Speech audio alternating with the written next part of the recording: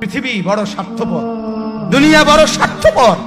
দুনিয়া কাউরে জায়গা দেয় না, দুনিয়া কাউরে জায়গা দেয় না। এত মজবুত পাইলিং করে যেই বিল্ডিং বানাইলাম, দুনিয়া তারে থাকতে দেয় না। যা বেটা যা, যা তুই লাথি দিয়া বাড়ি করে যা, কবরে যা, কবরে যা। দুনিয়া কাউরে থাকতে দেয়।